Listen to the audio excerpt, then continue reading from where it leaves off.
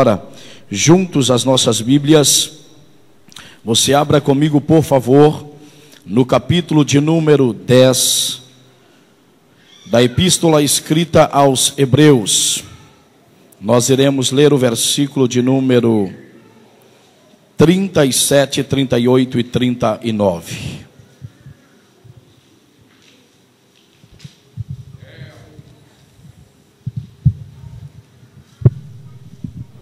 Hebreus, capítulo de número 10, versículos 37 ao 39.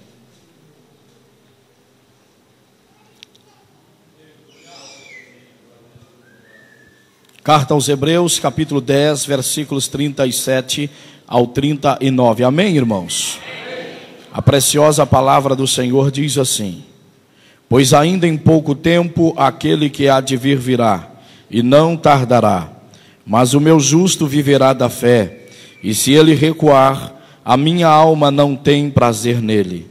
Nós, porém, não somos daqueles que retrocedem para a perdição, mas daqueles que creem para a conservação da alma. Eu quero refrisar o versículo 39. Nós, porém, não somos daqueles que retrocedem para a perdição, mas daqueles que creem para a conservação da alma. Amém. Deus abençoe a igreja. Assentai, por favor, em nome de Jesus. Assente glorificando a Deus, pronto e disposto a ouvir a palavra do Senhor e atento ao que Deus tem para a sua igreja nesta noite. Eu quero pedir a todos, como sempre é meu costume ao estar pregando a palavra de Deus, para que todos nos dispense a sua total atenção a partir deste momento para a ministração da palavra. Meus queridos, o meu coração está alegre, glorifico a Deus pela oportunidade de estar nesta noite mais uma vez, podendo pregar a palavra do Senhor, o que para mim é um privilégio, um prazer grande, imensurável, na verdade indescritível, mas é o Senhor que tem nos concedido a cada dia esta honra e este prazer de podermos estar nesta tribuna pregando a sua palavra. Bendito para sempre seja o nome de Jesus. Glorifico a Deus pelo que Ele tem feito em nosso meio, pela presença bendita e gloriosa do Espírito de Deus neste lugar, reanimando a tua vida, fortalecendo o teu viver, te encorajando, sustentando você e fazendo de você nesta noite um Gideão de Deus, pronto para a obra missionária. Amém, irmãos?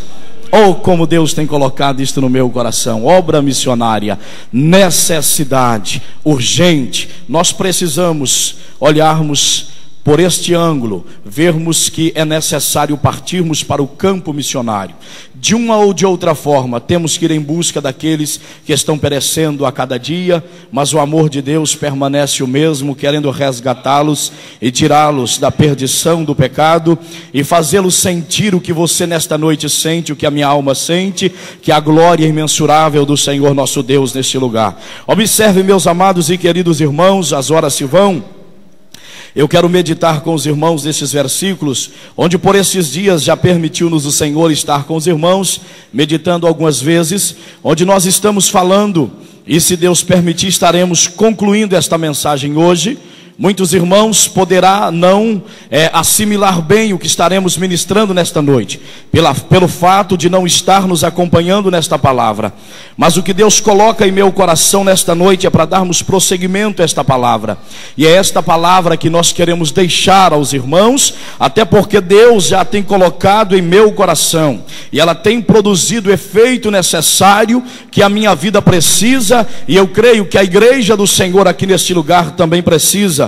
Portanto, meus queridos irmãos, nós estamos falando nesta palavra sobre 3 grupos existentes dentro da igreja, dentro da casa de Deus, tendo em vista que todos nós compreendemos e sabemos que a igreja do Senhor, este povo que ora denominado como o povo da última hora, como nesta manhã os irmãos estudaram e aprenderam aqui sobre os trabalhadores da última hora, o que significa dizer que a igreja de Cristo, atravessando as etapas finais, os momentos finais na nossa jornada, na verdade nós estamos vivendo os momentos finais para Cristo voltar e arrebatar a sua igreja.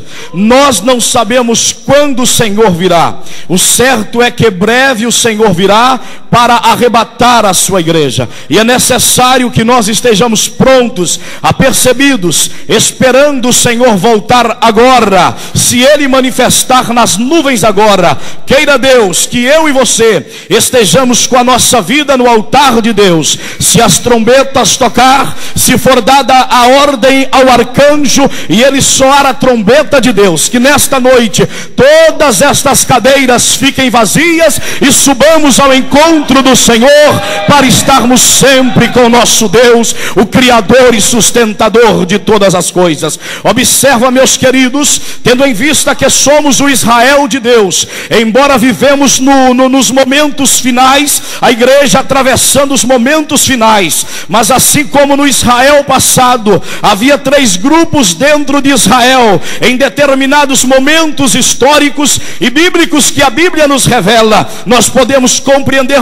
perfeitamente que estes grupos estão presentes na trajetória da igreja. Como por exemplo, meus queridos, se observarmos as narrativas dos evangelistas, os evangelhos sinóticos, a revelação bíblica a respeito de Cristo e do seu ministério, como Cristo ensinava e aproveitava todos os momentos para ministrar a preciosa palavra de Deus. Mas olhando nós para os evangelhos, nós vamos entender que nem todos que seguiam a Cristo seguiam porque Ele era o Cristo. Nós observamos pessoas que seguiam a Cristo porque eram curiosos, queriam saber se porventura Ele não era simplesmente um revolucionário, queriam saber se simplesmente Ele não era um outro João Batista, queriam saber se Ele não era o Elias que Israel esperava vir, queriam saber se Ele tinha a virtude do profeta Jeremias. Esta fora inclusive as respostas dos discípulos para Cristo,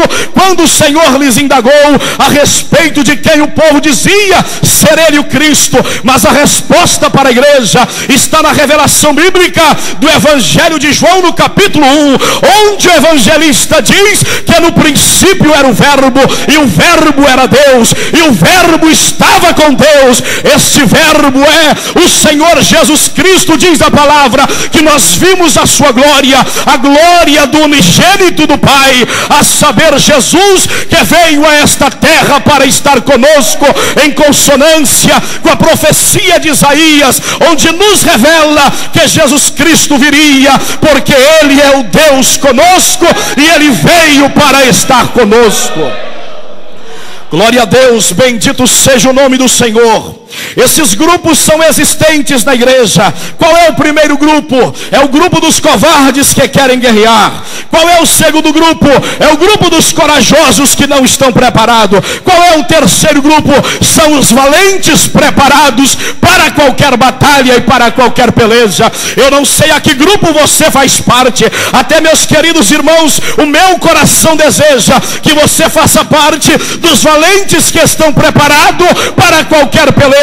Eu não sei se você está no primeiro, no segundo ou no terceiro grupo, mas eu sei que nesta noite, se você está no primeiro ou no segundo, Deus te abre uma porta para sair do primeiro e do segundo e entrar no terceiro grupo, alistar-se para a peleja e se deixar levar pela vontade de Deus para a realização da sua obra nesta terra e por onde quiser nos levar o Senhor. Olha, meus queridos irmãos, eu disse aos irmãos sobre isto, sobre as prerrogativas que o grupo, o terceiro grupo tem, porque esse grupo faz parte da igreja que será arrebatada, da igreja que é conhecida na Bíblia como a igreja purificada, da igreja que é conhecida na Bíblia como a igreja queimada pelo sol da justiça, da igreja sofrida, da igreja martirizada, mas da igreja comprometida com o noivo Senhor Jesus Cristo. Esse terceiro grupo, ele faz parte da igreja que não abriu as portas para o pecado, que não voltou para trás, que não assentou à beira do caminho, que não está bebendo de qualquer fonte, mas que tem água cristalina que jorra do trono da graça para alimentar a sua alma e saciar a sua sede. Aleluia, glória a Deus, aleluia.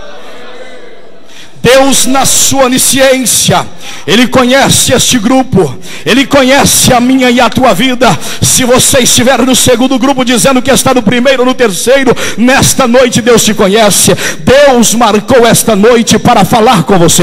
Compreenda, Deus marcou esta noite para falar conosco. Deus nos deu uma oportunidade nesta noite de sairmos do grupo errado, que o Senhor não projetou e não quer que nós estejamos. Quem sabe você entrou nesse grupo pela sua própria vontade. Se você fez como Elias, entrou para o deserto pelo seu próprio querer, se assentou debaixo do zimbro, está dormindo sonolento nesta noite, o Espírito de Deus sussurra ao teu ouvido, Ele te chama, te acorda, Ele prepara a água e o alimento necessário para você.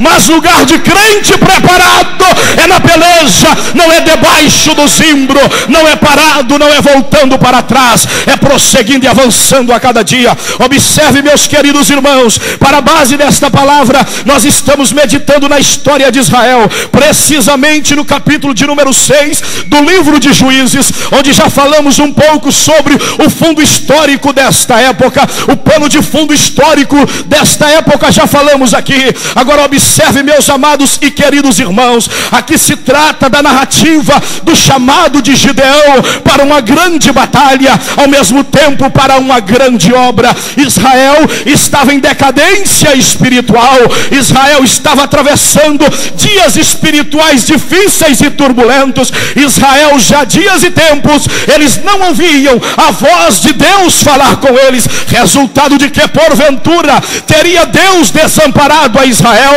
porventura teria Deus esquecido da sua promessa para Abraão, para Isaac e para Jacó, porventura seria Deus irresponsável para introduzi-los na terra prometida e abandoná-los à mercê dos inimigos? Não, senhores, a Bíblia nos revela, está cheia de passagem onde a Bíblia nos mostra que Deus não se macomuna com a idolatria, Deus não se compactua com o pecado, Deus não aceita a abominação.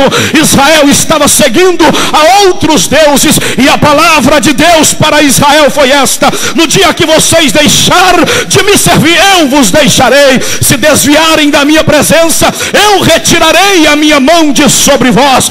Estamos no momento em que Israel está inteiramente desprotegido. Oh Israel que se esquece facilmente dos milagres do Senhor Deus, oh Israel que proferira alguns capítulos atrás, como por exemplo no capítulo 1 e 2 do mesmo livro, tudo o que disser eles estavam prontos a fazer, mas assim que morria um dos juízes que Deus havia levantado, o povo se corrompia. Diz a palavra, cada um andava pela sua própria vontade, segundo o que parecia aos seus olhos, o que intentava o seu coração, o que projetava a sua mente. No outro dia eles estavam prontos e dispostos a fazer. Será que não é, meus queridos, o retrato, a imagem, a semelhança de muitos crentes no dia de hoje, que não consultam a Bíblia para suas decisões, que não veem se Deus está no negócio, que não sabe se esta é a vontade divina para a sua vida, mas o seu coração projetou, a sua alma quis, e alguns que chegam a dizer: se não fosse vontade de Deus, esse plano não formaria no meu coração. Observe, a Bíblia tem uma repreensão para nós. Os planos vêm do coração do homem, mas a resposta vem do Senhor nosso Deus. Bendito seja Deus. Oh Israel, dura cerviz aquele povo. Será que a igreja também não é assim? Ou como nós martirizamos a Israel? Costumamos a dizer que eles viram maravilhas grandes de Deus, e porventura nós nunca vimos.